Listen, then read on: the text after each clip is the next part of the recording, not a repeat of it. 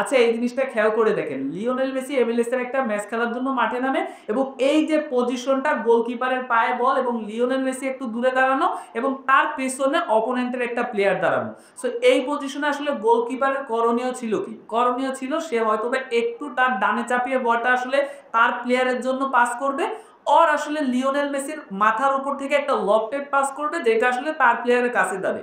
কিন্তু অবাক করার বিষয়, সবাইকে অবাক করে দিয়ে এই প্লেয়ারটা যেটা করছে সেটা লিওনেল মেসি সোজাসুজি বলটা সে আসলে পাস করে।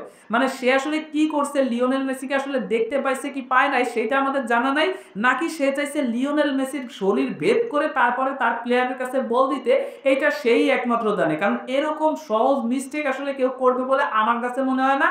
এখন এই মিস্টেকটা করার পর লিওনেল মেসি যখন এই পজিশনে বল পেয়ে যায়, অ্যাজ ইউজুয়াল আসলে তার যেটা করার কথা ছিল সেটাই করছে।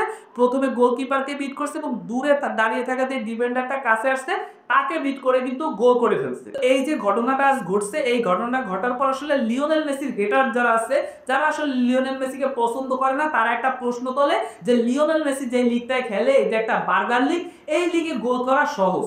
সো এইখানে প্রশ্ন দুইটা, একটা হচ্ছে আসলে কি এটা একটা বার্গার লিগ, মানে এটা একটা দুর্বল লিগ, আবার এই লিগে গোল করা কি খুব সহজ?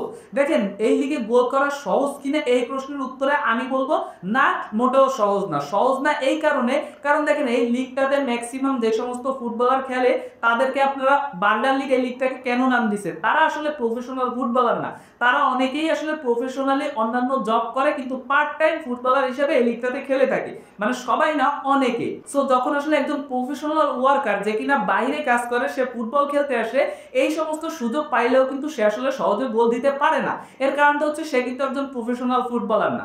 সো এক্ষেত্রে কিন্তু এই লিগে আসলে গোল করা অতটা সহজ না ওই সমস্ত ফুটবলারের জন্য।